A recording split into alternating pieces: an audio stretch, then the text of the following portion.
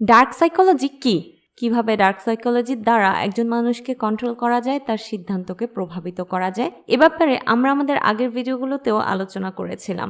Dark সাইকোলজির এই trap থেকে বাঁচার জন্য আপনাকে অবশ্যই এই বিষয়ে যথেষ্ট জ্ঞান রাখতে হবে। আর তাই আমরা আপনাদের জন্য তৈরি করছি ডার্ক সাইকোলজি নিয়ে সম্পূর্ণ ভিডিও সিরিজ, যার তৃতীয় পর্বে আমরা আজকে শেয়ার করব 6টি ভয়ঙ্কর ডার্ক সাইকোলজিক্যাল ট্র্যাপ। আর এই প্রত্যেকটা পয়েন্ট নেওয়া হয়েছে অ্যামি ব্রাউনের লেখা ডার্ক সাইকোলজি অ্যান্ড ম্যানিপুলেশন বই থেকে। ভিডিওটি শেষ পর্যন্ত না দেখলে ডার্ক সাইকোলজি সম্পর্কে অনেক কিছু আপনার অজানাই থেকে যাবে, আর আপনি বারবার মানুষের কাছে ঠকবেন, প্রতারিত হবেন। তাই আমি সাজেস্ট করব ভিডিওটি না টেনে একদম শেষ পর্যন্ত দেখুন। নাম্বার 1, লাভ বম্বিং। ডার্ক সাইকোলজির এই ট্রিকটা বেশিরভাগ রিলেশনশিপের ক্ষেত্রে ব্যবহার করা হয়ে থাকে। মনে করুন একজন তার পার্টনারকে খুব ভালোবাসে। এটা সে তার কথা আর কাজের মাধ্যমে সবসময় প্রকাশ করতে থাকে। বিভিন্ন গিফট দিয়ে, সারপ্রাইজ দিয়ে তাকে সবসময় খুশি করতে থাকে। তার জন্য সব সময় অফুরন্ত সময় থাকে। আর এক সময় অপর ব্যক্তি যখন তার উপর ডিপেন্ডেন্ট হয়ে যায় এবং ইমোশনালি তার সাথে একদম অ্যাটাচড হয়ে যায়, ঠিক তখনই আস্তে আস্তে করে এগুলো দেওয়া বন্ধ করে দেয়। সে তাকে আগের মতো অ্যাটেনশন দেয় না, ইগনোর করা শুরু করে, এমনকি তার জন্য আর সময়ও থাকে না। কিন্তু অপর ব্যক্তি তার কাছ থেকে আগের মতো ভালোবাসা আর কেয়ার পাওয়ার জন্য পাগল হয়ে যায়। এভাবেই লাভ বম্বিংয়ের ফাঁদে সে আটকে যায়। তাই যেসব ব্যক্তিরা কথায় কথায় অনেক ভালোবাসা প্রকাশ করে এবং অল্প সময়ের মধ্যে অনেক আবেগ দেখায়, তারা হতে পারে লাভ বম্বিংয়ের ট্রিকটা ব্যবহার করছে। তাই এমন ধরনের মানুষের কাছ থেকে সাবধান থাকা। 2, চয়েস রেস্ট্রিকশন। সাইকোলজির এই হ্যাক ইউজ করে মানুষের সিদ্ধান্তকে কিন্তু সহজেই নিয়ন্ত্রণ করা যায়।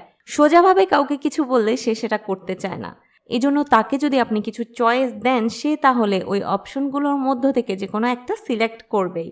এতে কাজও করানো হয়ে গেল, আর সে বুঝতেও পারল না যে সে আসলে কাজটা তার ইচ্ছায় না, বরং অন্য কারো ইচ্ছাতেই করেছে। বিষয়টা সম্পূর্ণ অন্য কারো কন্ট্রোলে চলে যায়। যেমন আপনাদেরকে একটা উদাহরণ দেই। একটা সিনেমা হলের পাশে পপকর্নের দোকান ছিল, যেখানে স্মল এবং লার্জ সাইজের পপকর্ন বিক্রি করা হতো। স্মল সাইজের পপকর্নের দাম ছিল $4, যেখানে লার্জ সাইজ পপকর্নের দাম ছিল $7। বেশিরভাগ মানুষই $4 দিয়ে স্মল সাইজের পপকর্ন কিনত।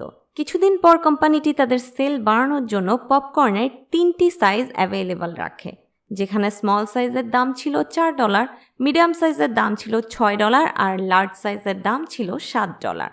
মানুষ যখন পপকর্ন কিনতে আসতো তখন তারা চিন্তা করে দেখতো, মিডিয়াম সাইজের পপকর্ন যদি $6 হয়, তাহলে আর $1 যোগ করলেই সে লার্জ সাইজের পপকর্ন পেয়ে যেতে পারে। ফলে তাদের লার্জ সাইজের পপকর্ন বিক্রির পরিমাণ অনেক বেড়ে গেল। ক্রেতারা ভাবতো তারা তাদের নিজের ইচ্ছায় লার্জ সাইজের পপকর্নটি কিনে নিচ্ছে। কিন্তু সত্যি বলতে তাদের এই সিদ্ধান্তের পেছনে পপকর্নের এই মেনু এবং সেটার প্রাইসিংয়ের একটা বড় প্রভাব ছিল, যেটা কিন্তু এই দোকানের মালিক দ্বারাই নিয়ন্ত্রিত ছিল। তো এভাবে বেশিরভাগ সময় ব্যবসায়ী, কোম্পানির মালিক বা রাজনীতিবিদরা তাদের বিভিন্ন কথার মাধ্যমে আমাদের সিদ্ধান্তকে প্রভাবিত করে। আমরা ভাবি সিদ্ধান্তগুলো আসলে আমাদের, কিন্তু বাস্তবে আমাদের কাছে লিমিটেড অপশন থাকে এবং আমরা তাদের দেওয়া এই অপশনগুলো থেকেই সিদ্ধান্ত নিতে বাধ্য হই। Number 3, guilty trip. এটা হলো এমন একটা টেকনিক যেখানে কোনো কিছু বলে অন্য কাউকে গিল্টি ফিল করানো হয়। দোষটা অন্য কারো হলেও সেই দোষের জন্য গিল্টি ফিল করানো হবে আপনাকে। আর এটাই হলো এই ট্রিকের উদ্দেশ্য। কেউই নিজের দোষ স্বীকার করতে চায় না। এজন্য দেখবেন অনেকে খুব চালাকির সাথে নিজের দোষ অন্যের ঘাড়ে চাপিয়ে দেয়। ছোট্ট একটা এক্সাম্পল দেই।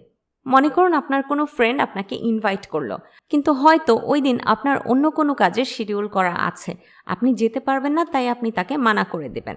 তখন আপনার বন্ধু বলতে থাকবে, ও তুমি তো এখন খুব ব্যস্ত হয়ে গিয়েছো, এখন তুমি অনেক বড়লোক হয়ে গিয়েছো, আমাদের জন্য এখন তোমার সময় নেই, আমাদের মতো গরিবের বাসায় তুমি কেনই বা আসবে। তো তার এই ধরনের কথা শুনে আপনি হয়তো বাধ্য হয়ে সেই দাওয়াতে যেতে রাজি হয়ে যাবেন।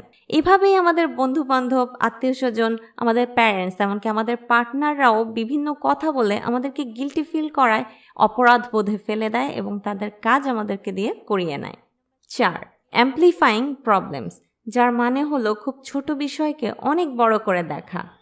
অন্য কারো কাছে ছোট প্রবলেমকে অনেক বড় করে দেখিয়ে তার কাছ থেকে কিছু আদায় করে নেওয়া বা কোনো কাজ করিয়ে নেওয়াটাই হলো এই ট্রিকের মূল উদ্দেশ্য। বেশিরভাগ সময় টিম লিডাররা এই ডার্ক সাইকোলজিক্যাল ট্র্যাকটা ইউজ করে তার টিম মেম্বারদেরকে দিয়ে কাজ করিয়ে নেওয়ার জন্য।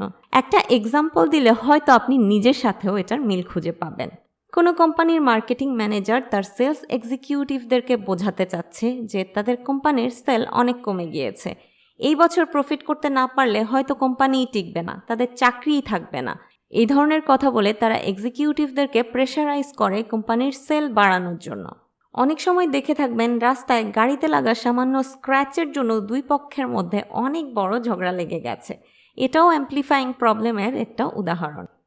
5. সেলফ অ্যাবাসমেন্ট।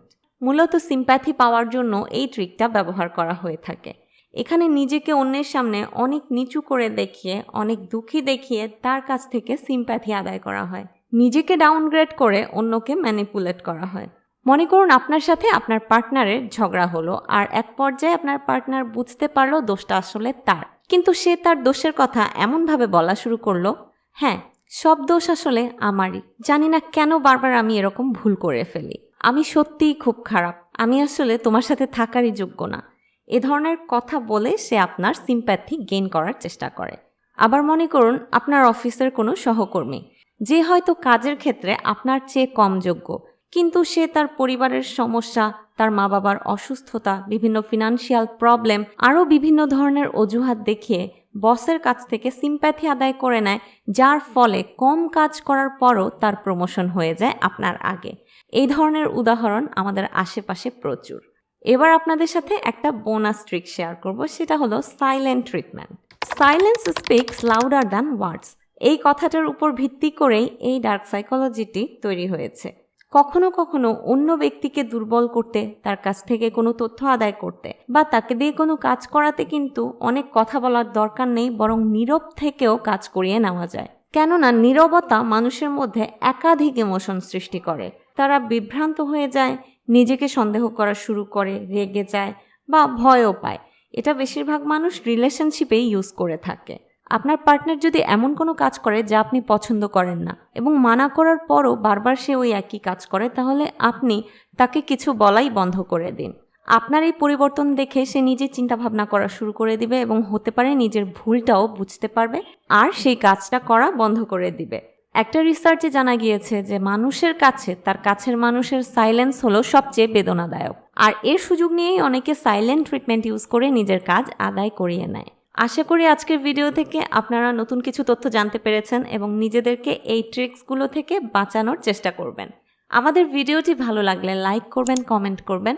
ডার্ক সাইকোলজি সিরিজের আরও নতুন নতুন ভিডিও দেখার জন্য আমাদের চ্যানেলটিকে সাবস্ক্রাইব করে বেল আইকনটি এখনই প্রেস করে রাখুন।